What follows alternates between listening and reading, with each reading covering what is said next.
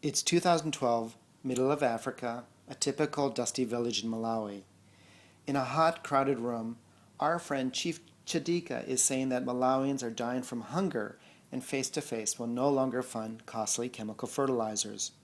Chief Chadika says face-to-face wants to know what people think about compost and manure. Silence.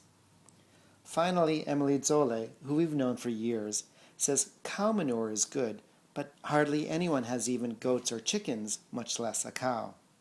And human waste manure? Mr. Sambani remarks that Malawians just don't do that kind of thing. So in 2012, Face-to-Face supports a 3-day compost workshop for the village for about $150. Now it's 2 years later, 2014, same crowded room. Chief Chadika says that, although Malawians are still dying from hunger, no one is starving here. Here, the compost workshop has, in 2 years, resulted in over 300 large compost pits. The maize is healthier, there's enough food. Now we ask our villagers what they think about a workshop on human waste manure. Everyone now says, yes, let's do it. After the meeting, we're walking down a path. A woman we don't know is running towards us. Zikomo, Zikomo, thank you, thank you. This woman thanks us exuberantly, even though she isn't part of our program. Her friend, who is in our program, taught Lisbeth here about composting. Lisbeth used chemical fertilizers for some of her maize and compost for the rest. Look at the huge difference. No wonder she's excited.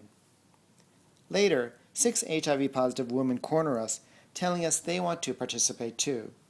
In return, they say they're willing to let everyone know their HIV status. How can we say no? Everyone wants to join in. So Chief Chadika's village went from maize monoculture to organic gardening in just 2 years. Now we're embarking on a hugely exciting permaculture project.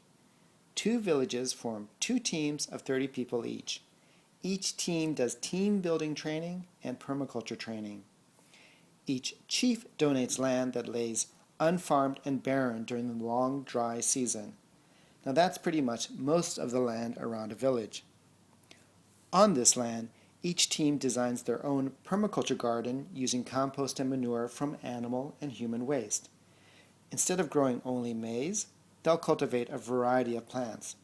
Maybe they'll grow grasses that goats will graze on and poop on, which will enrich the soil.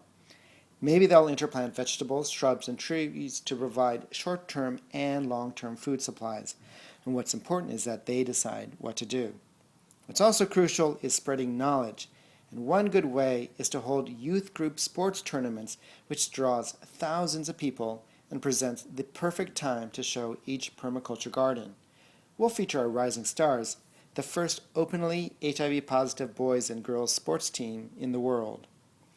Over 2 years, the 2 villages transformed those barren fields into year-round productive land. This is just one of Face-to-Face's many projects impacting thousands of people. How do we do it? Here's where we start. We don't rely on economy, technology, infrastructure, government, foreign aid. We believe a drought may happen soon, that corruption will continue, so sure we're a bit cynical, but it's a good starting point. We believe in first taking the time to nurture relationships.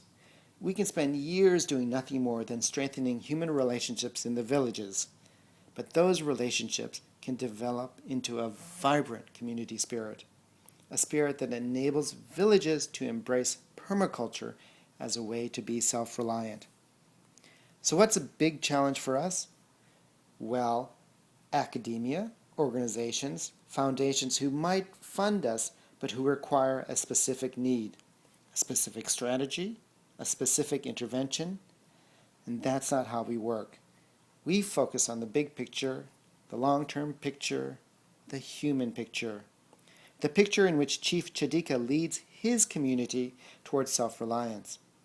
But we need funding, seed money you could say, seed money to begin paying salaries to our staff, to enable Chief Chadika and his village to believe they can transform all this barren, dusty fields into green, productive farmland. seed money so that they can make their villages the best places that they want to live their lives in. This is Ken Wong from the Face to Face AIDS Project.